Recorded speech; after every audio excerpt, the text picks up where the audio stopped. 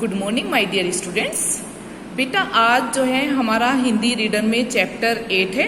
ये half yearly syllabus का last chapter है आज, है ना। उसके बाद हम रिवीजन स्टार्ट करेंगे। यहाँ है बेटा हमारे चैप्टर का नाम ऋण से मुक्ति। ऋण होता है यानी कि जब हम किसी से कर्जा लेते हैं, कुछ मनी उधार लेते हैं, और मुक्ति का मतलब होता है आजाद होना, यानी कि वो पैसा जो हमने लिया है उसको दे करके उससे आजाद होना। क्लियर। अब हम यहाँ देखते हैं बेटा पाठ प्रवेश के माध्यम से कि यहाँ इसमें जो है लेखक क्या बताना चाह रहा है, फिर हम पाठ को समझेंगे। कभी कभी जीवन में जो है ऐसे मोड़ आते हैं या जीवन ऐसा मोड़ ले लेता है कि व्यक्ति कुछ न कर पाने की स्थिति में आ जाता है।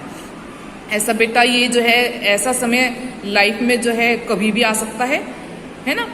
तो यदि ऐसे में कोई मसीहा मिल जाए, मसीहा होता है जो हमारी खराब स्थिति में हमारी सहायता करता है, तो वो हमारा मसीहा ही होता है। मसीहा कहते हैं हम भगवान को, ईश्वर को, गॉड को, अल्लाह को, है ना।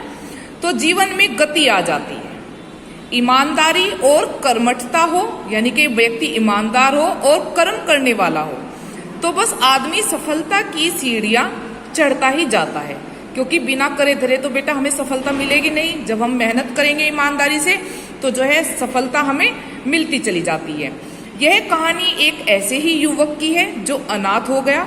अनाथ मतलब यानी कि या तो जिसके माता पिता मर जाते हैं या माता पिता में से कोई एक जो है ईश्वर के पास चला जाता है, तो बेटा हम उसे अनाथ बोलते हैं। पर दीवान जी जैसे परोपकारी का साथ पाकर न्यायाधीश बन जाता है। ये किसी की यहाँ कहानी बताई गई है। और जरूरतमंद बच्चों की मदद के लिए कमर कस लेता है, यानी कि यहाँ एक दीवान जी हैं जो जरूरतमंद बच्चों की बहुत मदद करते हैं और उनकी मदद करके वो भूल भी जाते हैं कि मैंने कभी किसी की सहायता की थी।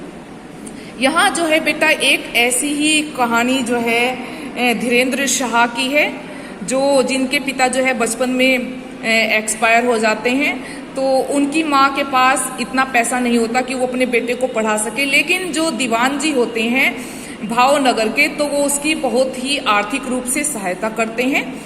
तो देखते हैं अब क्या होता है इस कहानी में।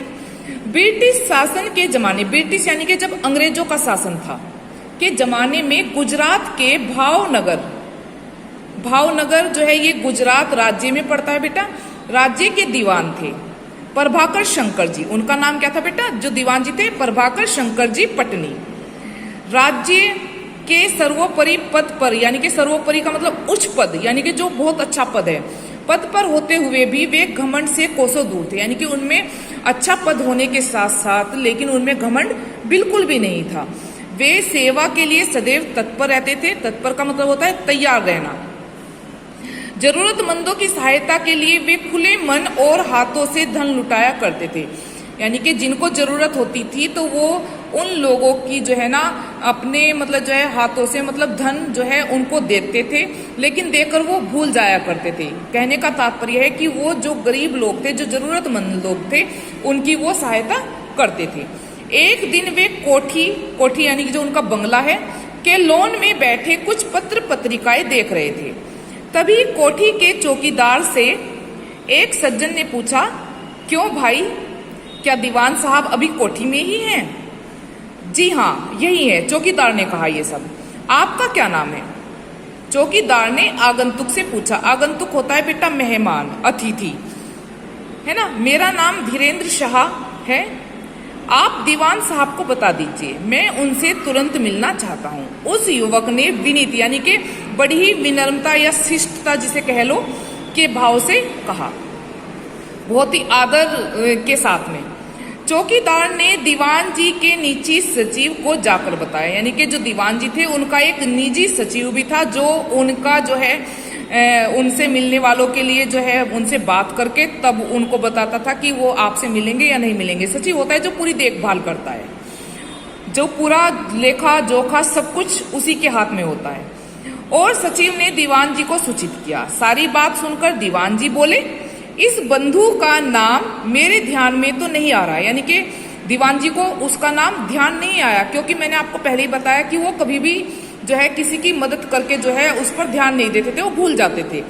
पर कोई शरीफ आदमी जब घर के दरवाजे पर आ ही गया है तो बुला लाइए।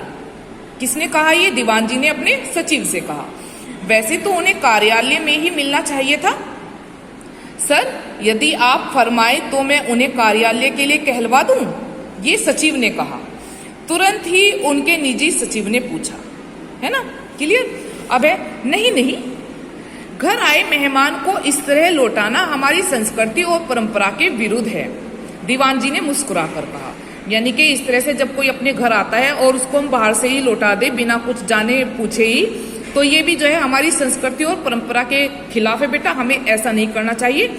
भले ही कोई हमारा दुश्मन भी है, यदि वो हमारे घर पर भी आता है तो भी हमें जो है उसका आदर सत्कार करना चाहिए। निजी सचिव ने चौकीदार से उन्हें बुलाने के लिए कहा। वह सज्जन हाथों में फूलों का एक शानदार गुलदस्ता लिए सचिन के साथ दीवान जी के सामने आ पहुंचे। आते ही उन्होंने पहले दीवान जी के चरण स्पर्श किए और फिर गुलदस्ता उनको भेंट किया। दीवान जी ने उन्हें अपने पास सोफे पर बैठने का इशारा किया। दीवान जी ने उनके लिए चाय नाश्ता मंगवाया। दोनों चाय पीते पीते बातें करने लगे। तभी दीवान जी ने पूछा, शाह साहब, आप किसी खास मकसद का मतलब होता है बेटा उद्देश्य या अभिप्राय, है ना, से यहाँ पधारे हैं? शायद मेरी कुटिया पर। फिर भी उन्होंने अपनी कोठी को कुटिया ही बताया। जी हाँ, आया तो एक खास मकसद से ही हूँ, यह कहकर धीरेन्द्र शाह ने अपनी जेब से एक चीज निकालकर कहा। अब वो चीज क्या है अब जानते हैं। मैं यह एक छोटी सी रकम का चेक आपकी सेवा में अर्पित करने के लिए हाजिर हुआ था। यानी कि जिसकी दीवान जी ने बचपन में सहायता की थी, अब वो बड़ा हो गया है धीरेन्द्र शाह, तो जो है अब वो उनको वो पैसे वापस करने आए हैं। यानी कि चेक के माध्यम से वो उनको वो पैसे वापस करना चाहते हैं। लेकिन दीवान जी क्या कहते हैं आप देखते हैं। दीवान जी ने उस सज्जन के इस अनपेक्षित यानी कि जिसकी उम्मीद ना हो व्यवहार से सकते में आ गए। उन्हें लगा कि शायद मुझे ये कुछ मुझसे काम करवाना चाहते हैं, मुझे रिश्वत देना चाहते हैं। कहने का तात्पर्य यहाँ ये है। और तपाक से बोले, आपकी यह हिम्मत कैसे हुई शाह साहब? यह रकम आप मुझको किस उपलक्ष्य में दे रहे हैं? वह सज्जन धीरे से बोले, मेरी यह हिम्मत आपकी उदार भावना और जरूरत के समय भरपूर सहायता की वजह से हुई है। यानी कि मैं इतनी हिम्मत इसीलिए कर पाया हूँ क्योंकि आपने मेरी जो है सहायता की थी। शायद आप मुझे पहचान नहीं सके हैं सर, उसने बड़े विनम्र भाव से कहा। मैं तो आपका नाम तक भी नहीं जानता हूँ। अभी ठीक से दीवान जी बोले, पर मैं अभी भावनगर में न्यायाधीश बनकर आया हूँ। आपका मेरे ऊपर काफी अधिक ऋण है। ऋण यानी कर्ज है। मैं उसे चुकाने के लिए ही हाजिर हुआ हूँ। आगंतुक ने कहा। आगंतुक यानी जो मेहमान है, जो वहां पर आया है। उसने कहा।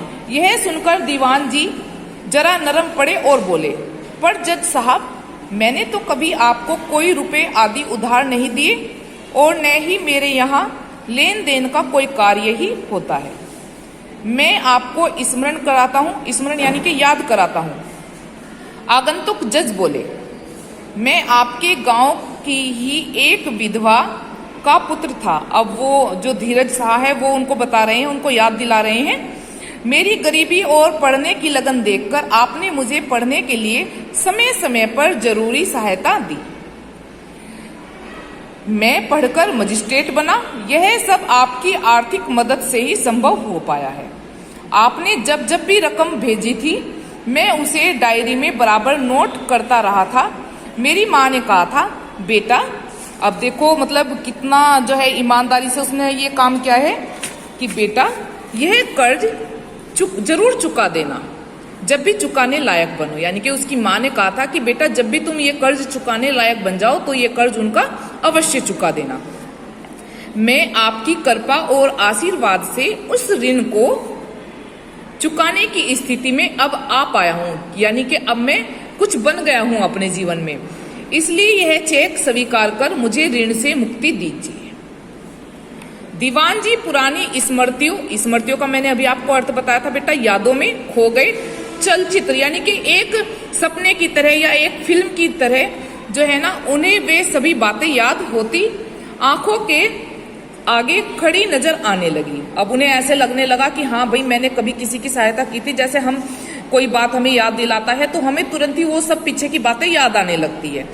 वे प्रसन्नता से बोले, पर यह चेक देकर तो आप उस ऋण से मुक्त नहीं हो सकते मेरे भाई।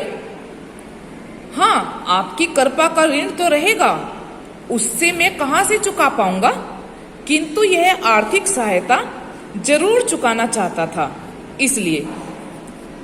अब अच्छा, तो इस चेक को वापस अपनी जेब में रख लीजिए। अब ये किसने कहा? अब ये दीवान जी ने वापस जो है धीरेन्द्र शाह को कहा, है ना, वो उससे ऋण नहीं ले रहे हैं।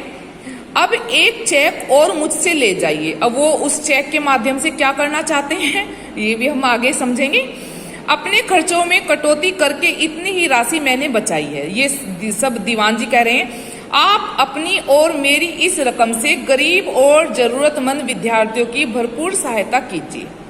ऋण मुक्ति का यह तरीका आप तहे दिल से अपना लेंगे, इसमें मुझे जरा सी भी शंका नहीं है, दीवान जी बोले। यानी कि दीवान जी ने जो है दोबारा से उसको वो उसका चेक तो वापस कर ही दिया, और साथ में ये भी कहा कि मैंने जो भी अपने खर्चे से बचा करके कुछ पैसे मैंने जोड़ कर रख रखे हैं, वो भी आप मुझसे लेकर के जाइए, और जैसे मैंने आपकी सहायता की है ऐसे ही आप अन्य विद्यार्थियों की भी सहायता कीजिए।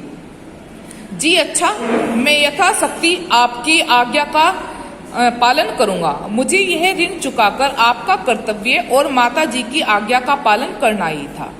अब आपका नया आदेश मिला है तो उसे पूरा करना भी मेरा नैतिक दायित्व। दायित्व का मतलब होता है कर्तव्य, दायित्व का मतलब एक जिम्मेदारी भी है इसका अर्थ बेटा, है ना। शाह ने बड़ी गंभीरता से दीवान जी की योजना को स्वीकारते हुए अपनी बात कही, और धीरेन्द्र शाह ने वह चेक वापस अपनी जेब में रख लिया। दीवान जी ने भी उन्हें तुरंत ही एक काफी मोटी रकम का चेक बनाकर दिया। यानी कि अब दीवान जी ने भी जो है वापस उसको एक चेक और बनाकर दिया। इस प्रकार उन्होंने उस सच्ची सहायता फंड से न जाने कितने जरूरतमंद विद्यार्थियों की सहायता करके उन्हें उच्च शिक्षा दिलवाई। कितनी प्रेरक परंतु अजीब ऋण मुक्ति थी यह। इसका यहाँ लाइन का अर्थ है बेटा कि देखो कितनी अजीब ऋण मुक्ति थी है। यानी कि जो है ना, उन्होंने ऋण भी ले लिया और उसको वापस भी कर दिया, है ना, और साथ में जो है धीरेन्द्र शाह को और रकम देकर मतलब ये भी कह दिया कि भाई आप जो है मेरी तरफ से या अपनी तरफ से जो है ना, जो ऐसे बच्चे हैं जरूरतमंद बच्चे हैं तो उनकी सहायता कीजिए। क्लियर बेटा? ये लेसन हमारा बहुत ही हमें प्रेरणा देने वाला है, क्योंकि जो है हमें हमेशा दूसरों की सहायता करने के लिए तत्पर रहना चाहिए यदि किसी को जरूरत है तो। लेकिन हमें जो है उसका कर्जा जो है अपने पास ही रखकर भूल जाना चाहिए, याद नहीं रखना चाहिए, क्योंकि कुछ लोग ऐसे होते हैं जो थोड़ा सा भी पैसा किसी को दे देते हैं या थोड़ी सी भी आर्थिक मदद किसी की करते हैं बेटा, या किसी भी रूप में मदद करते हैं तो वो बार बार जो है उसका ताना उसको मारते रहते हैं। लेकिन हमारे अंदर इस तरह की भावना नहीं होनी चाहिए, क्योंकि हम यदि दूसरों की सहायता करते हैं तो ईश्वर हमें उतना ही देता है। तो हमें हमारे अंदर इस तरह की भावना होनी चाहिए। अब बेटा इस लेसन के जो है शब्द अर्थ हैं, क्वेश्चन आंसर हैं, वो हम यहाँ से करेंगे। अब देखिए ये है हमारा चैप्टर जो है ऋण से मुक्ति। इसके शब्द अर्थ देख लेते हैं पहले हम। वैसे मैंने शब्द अर्थ आपको लेसन में भी बताए हैं, चलिए फिर भी यहाँ से एक बार देख लेते हैं। आगंतुक यानी कि अभ्यागत, अतिथि या मेहमान। इसके 3 अर्थ हैं बेटा, आप तीनों ही लिखेंगे और तीनों ही आप याद भी करेंगे, आपको याद भी होना चाहिए। विनीत यानी कि विनय, नरम और शिष्ट। इसके 2 हैं, जहां कोमा लगा हुआ है तो इसका मतलब यह है कि ये 2 हैं। मकसद यानी उद्देश्य और अभिप्राय। अनपेक्षित जिसकी उम्मीद ना हो। स्मरण याद। चलचित्र सिनेमा, फिल्म, सिनेमा और फिल्म, ये 2 हैं। दायित्व जिम्मेदारी। अब बेटा इसके क्वेश्चन आंसर हैं। क्वेश्चन नंबर 1 जो है हमारा है बेटा यहाँ, दीवान जी ने आगंतुक को क्यों नहीं लौटाया? क्यों नहीं लौटाया बेटा? इसका आंसर यहाँ है, दीवान जी ने आगंतुक को इसलिए नहीं लौटाया क्योंकि घर आए मेहमान को लौटाना भारतीय संस्कृति एवं परंपरा के विरुद्ध माना जाता है। क्लियर? सेकंड है हमारा, आगंतुक दीवान जी से क्यों मिलना चाहते थे? आगंतुक मेहमान अतिथि यानी कि दीवान जी से क्यों मिलना चाहते थे? यहाँ आंसर देखेंगे। आगंतुक पर दीवान जी का काफी अधिक ऋण था, है ना, वे इसी ऋण से मुक्ति पाने के लिए उनसे मिलना चाहते थे। थर्ड क्वेश्चन है हमारा, दीवान जी आगंतुक के अनपेक्षित व्यवहार से क्यों बौखला गए?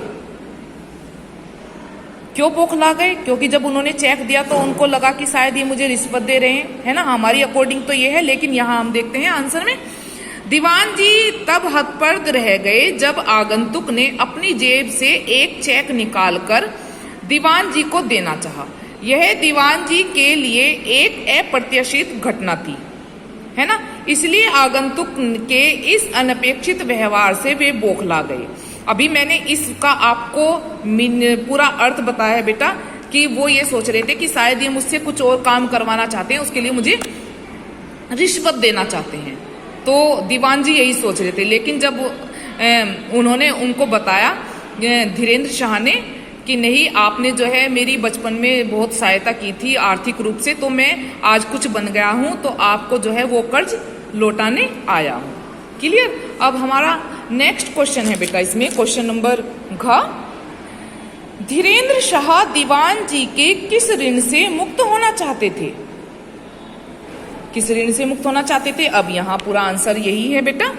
देखिए, धीरेन्द्र शाह दीवान जी के ही गांव की एक विधवा के पुत्र थे। यहाँ हम पूरा बताएंगे। दीवान जी ने उसकी गरीबी तथा पढ़ाई के प्रति लगन देखकर पढ़ने के लिए समय समय पर उसकी जरूरी आर्थिक सहायता की थी। वे इसे बराबर डायरी में नोट करते रहे थे। कौन? धीरेन्द्र शाह, है ना, दीवान जी नहीं, धीरेन्द्र शाह। इसी सहायता की बदौलत आज वे मजिस्ट्रेट बने थे।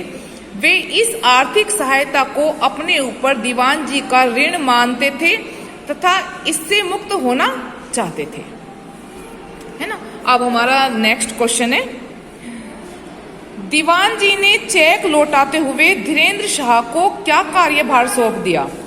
क्या कार्यभार सौंप दिया बेटा? दीवान जी ने चेक लौटाते हुए उसमें कुछ और राशि जोड़कर धीरेन्द्र शाह को दी तथा उसे जरूरतमंदों के सहायतार्थ देने का कार्यभार उन्हें सौंपा। क्लियर? ये आंसर आपका यहाँ बिल्कुल क्लियर बेटा। अब नेक्स्ट है आपका, प्रभाकर पटनी जी के स्वभाव की दो विशेषताएं सो उदाहरण यानी कि उदाहरण सहित स्पष्ट कीजिए। अब उनके स्वभाव की दो विशेषताएं हमें बतानी है। देखिए क्या विशेषताएं थी। प्रभाकर जी पटनी को की वर्ड है बेटा, ये दो स्वभावगत यानी कि उनके स्वभाव की विशेषताएं उल्लेखनीय है। कौन कौन सी? नंबर 1, घमंड से कोसों दूर रहने वाले, ये यहां तक है। फिर हमने यहाँ तथा लगा दिया है दूसरी विशेषता बताने के लिए, तथा जरूरतमंदों की सहायता हेतु सदैव तत्पर रहना। क्लियर? ये आंसर हमारे क्लियर हो चुके हैं। अब नीचे वाली एक्सरसाइज देखते हैं। किसने कहा और किससे कहा? जैसे हम आपस में बातें करते हैं, दो मित्र हैं, तो किसने किससे कहा, ये इस तरह की एक्सरसाइज है बेटा। जी हाँ, यही है। आपको क्या काम है?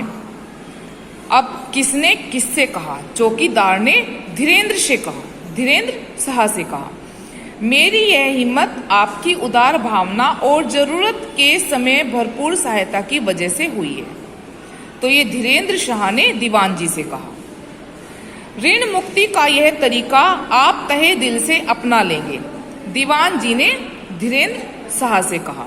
ये हमारी एक्सरसाइज क्लियर हो गई है, हमें नोटबुक में करनी है। अब नेक्स्ट है कि निम्नलिखित घटनाओं को क्रम में बताना है। क्रम यानी कि जिस प्रकार बुक में जो भी लाइनें जहां जहां आई हैं, तो हमें उसी तरीके से इन लाइनों को यहाँ नंबर डालने हैं। ये सब उल्टी सीधी लिखी हुई हैं। देखिए फर्स्ट जो है, फर्स्ट नंबर पर हमारी आई है, दीवान जी द्वारा दी गई आर्थिक सहायता के कारण ही धीरेन्द्र शाह पढ़ लिख पाए थे। ये फर्स्ट नंबर पर आई थी। सेकंड नंबर पर है, धीरेन्द्र शाह ने सारा हिसाब डायरी में लिखा था और अब ऋण मुक्त होना चाहते थे। थर्ड नंबर पर, दीवान प्रभाकर जी पटनी के पास धीरेन्द्र शाह नामक एक व्यक्ति मिलने आया। नंबर 4, आगंतुक ने दीवान जी के चरण स्पर्श किए और फिर गुलदस्ता भेंट किया। फिर नंबर 5, दीवान जी द्वारा पूछने पर पता चला कि वे भावनगर के न्यायाधीश बनकर आए हैं। नंबर 6, दीवान जी ने जरूरतमंद विद्यार्थियों की सहायता के लिए उन्हें एक चेक दिया। फिर नंबर 7 पर धीरेन्द्र शाह ने दीवान जी की योजना को योजना का आएगा बेटा, योजना को पालन करने का आश्वासन दिया। सही है ये सेंटेंस हमारा। तो हमें जो है ये क्रम जो है सारे अपनी बुक में लिखने हैं और नोटबुक में हमें क्वेश्चन आंसर करने हैं, सेकंड एक्सरसाइज करनी है और वर्ड मीनिंग करने हैं। ओके बेटा, थैंक यू, गॉड ब्लेस।